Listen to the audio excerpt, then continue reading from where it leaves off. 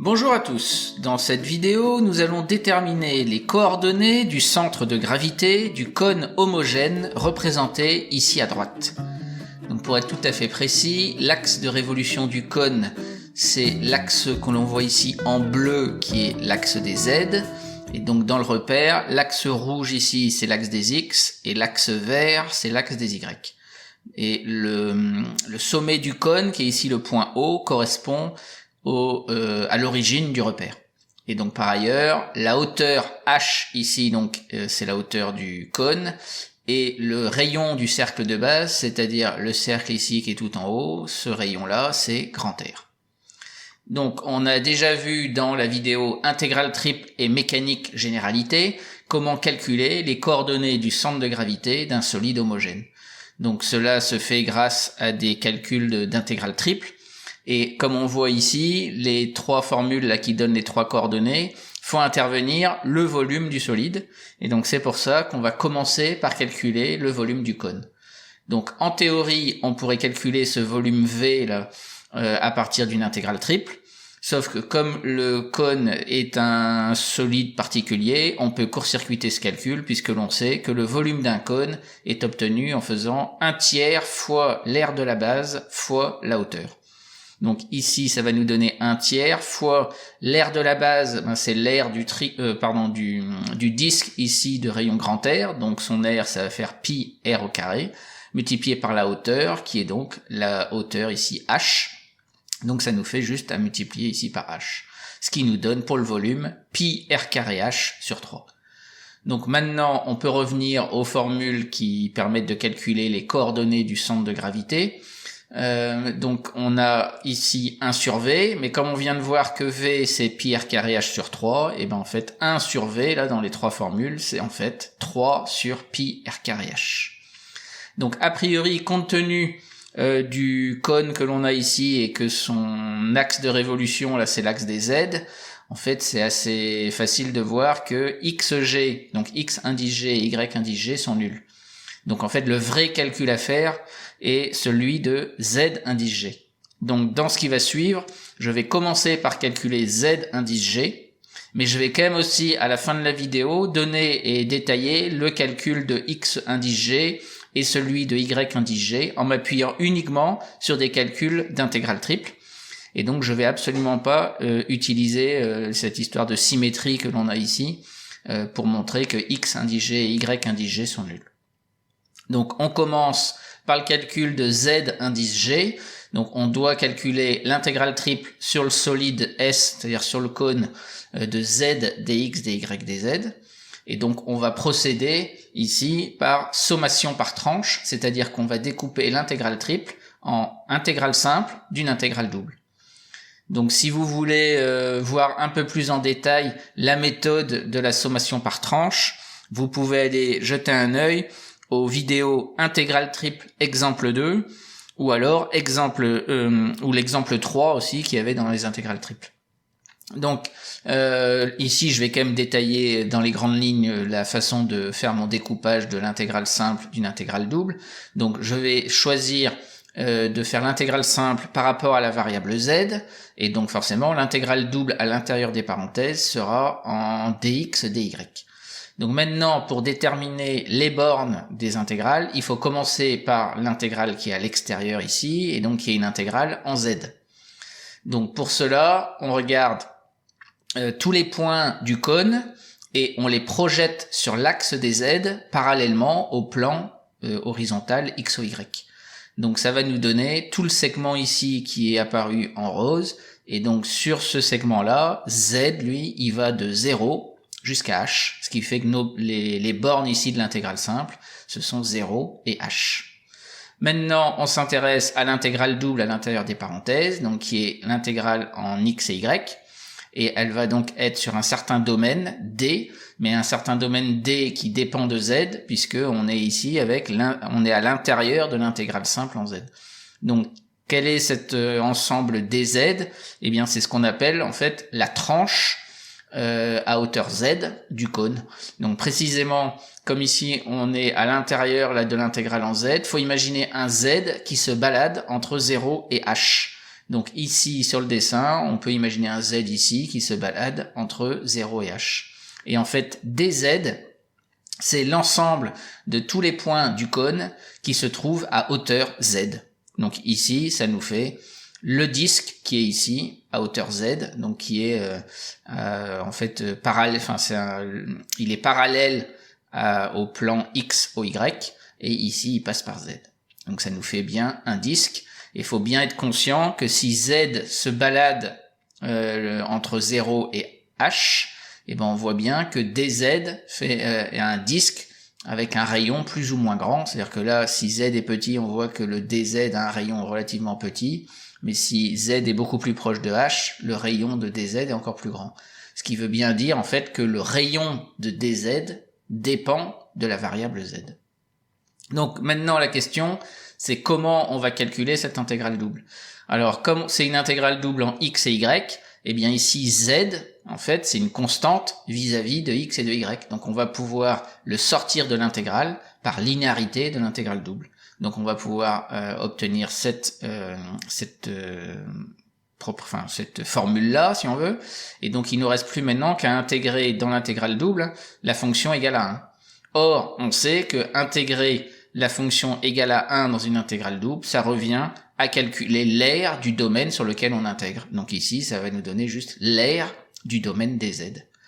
Donc maintenant, pour faire le calcul de zg, il nous faut calculer l'aire de dz. Donc sachant que dz, en fait, il est ici, donc on peut créer le point n ici qui est dans le plan YOZ, et si on fait une vue de dessus, on peut voir ça sous cette forme-là, avec le point n qui est ici, et donc le disque dz comme ça. Donc ce qu'il nous faut, nous, c'est l'aire de dz. Dz, c'est un disque, donc forcément, l'aire, ça va être pi fois le rayon au carré. Donc il nous faut déterminer le rayon de dz, mais comme je disais tout à l'heure, quand je faisais balader z entre 0 et h, a priori, le rayon ici de dz que l'on cherche, eh bien, il va dépendre de z. Donc comment précisément? C'est ce qu'on va déterminer tout de suite. Donc pour cela, on fait une vue légèrement différente de celle-ci, et pour être même encore plus précis, on peut réécrire ou visualiser plutôt, la situation en faisant ce dessin-là, donc vu dans YOZ, avec donc ici MN qui correspond en fait ici au rayon que l'on cherche. Ici tout en haut, on a justement le rayon grand R du disque de base, du cône, et puis on a la hauteur h ici, et la hauteur z à laquelle on a découpé la tranche.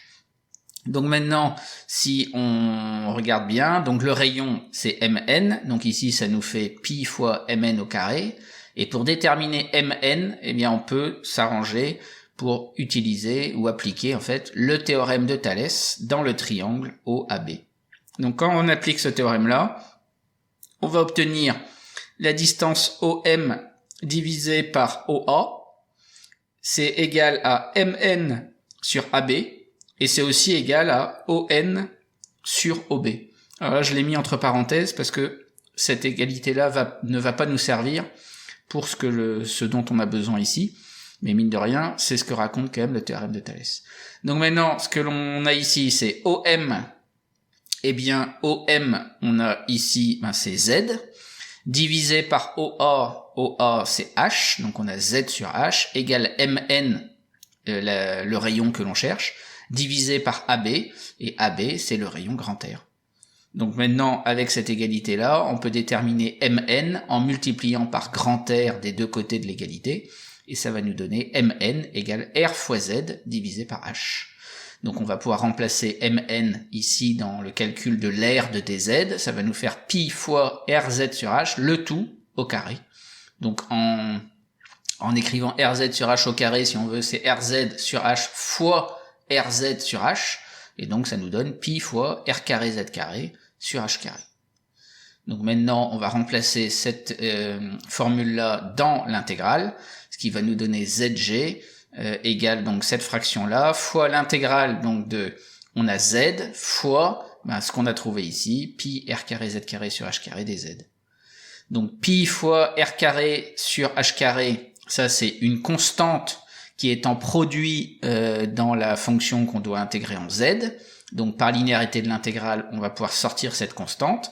Donc on va pouvoir sortir ça comme ça. Et il nous reste à l'intérieur de l'intégrale z fois z carré qui nous donne z au cube. Donc maintenant l'intégrale de 0 à h de z au cube dz, en fait une primitive de z au cube c'est z puissance 4 sur 4, donc à calculer entre 0 et h. Donc ça va nous faire h puissance 4 sur 4.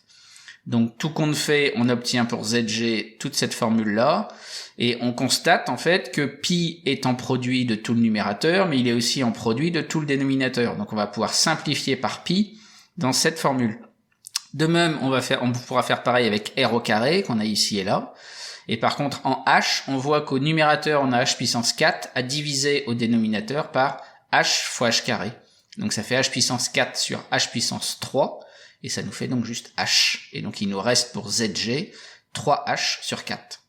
Donc en résumé, on vient de calculer z indice g, donc qui vaut 3h sur 4. Donc là, on a fait le plus dur. On va quand même détailler le calcul, comme je le disais précédemment, de x indice g. Donc on part exactement comme pour z indice g, hein, on a cette formule-là, donc il nous faut calculer l'intégrale triple sur le cône de x, dx, dy, dz. On procède exactement comme précédemment pour découper l'intégrale triple en utilisant la sommation par tranche, donc ça va nous donner l'intégrale simple de cette intégrale double. Et dans l'intégrale double sur dz de x, dx, dy, eh ben on va pas pouvoir sortir le x de l'intégrale double comme on l'avait fait avec z tout à l'heure, puisque là x c'est une des variables par rapport à laquelle on intègre. Mais bon, dz c'est quand même le disque évoqué déjà précédemment. Alors il y a deux façons de voir ça. Donc la première qui serait un peu l'analogue de ce qu'on a fait avec le calcul de zg, où on avait interprété l'intégrale double sur dz de 1 dx, dy comme l'aire du domaine des z. En fait, il se trouve que lorsqu'on intègre x dans une intégrale double, ça revient à quelque chose près, à calculer l'abscisse du centre de gravité du domaine sur lequel on intègre. Donc ici, en fait, le centre de gravité du disque dz, c'est forcément le centre de gravité se trouve à l'origine, donc ça veut dire que l'abscisse du centre de gravité serait 0. Et donc pour ça qu'en fait cette intégrale double vaut 0. Bon, mais comme j'ai pas trop envie de m'appuyer sur un résultat comme celui-là, je vais carrément faire le calcul de l'intégrale double sur dz pour montrer que ça donne 0. Et donc précisément, comme dz, eh bien c'est un disque, on va calculer l'intégrale double sur dz ici en basculant en coordonnées polaires. Donc s'il y a besoin, vous pouvez aller jeter un œil à la vidéo intégrale double exemple 3 polaire, dans laquelle j'ai détaillé la technique du passage d'une intégrale double en coordonnées cartésiennes vers une intégrale double en coordonnées polaires.